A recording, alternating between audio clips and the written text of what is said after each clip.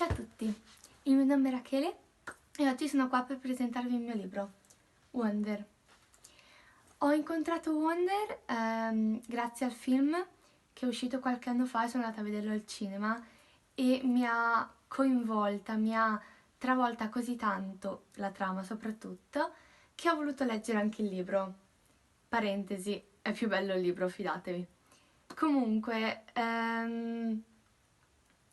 Wonder è un libro principalmente narrativo, però con una leggera sfumatura socio-esistenziale, perché tratta un argomento purtroppo molto frequente in questo periodo, ovvero la discriminazione.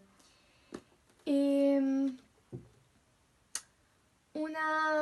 un punto in più che do a questo libro è il fatto che, pur trattando argomenti importanti, argomenti non semplici da raccontare, sono raccontati in modo molto allegro, oserei dire, e molto semplice, quindi adatti veramente a tutti, a tutte le età. Ed è questo veramente una cosa molto importante. E questo libro è pieno di immagini, di colori, di oggetti e un colore che secondo me rappresenta appieno questo libro è l'azzurro. Non solo perché è il colore della copertina, ma anche perché è il colore della libertà, che è un po' l'argomento che comunque tratta il libro.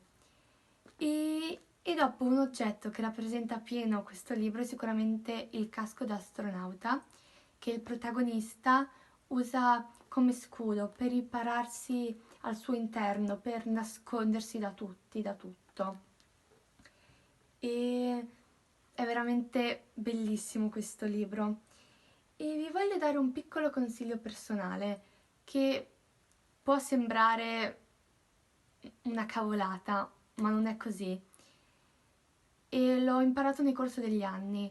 Leggete sempre prima il libro e dopo il film, e dopo guardate il film, perché anche se possono sembrare uguali, il libro c'è al suo interno tantissime curiosità in più che il film non vi darà.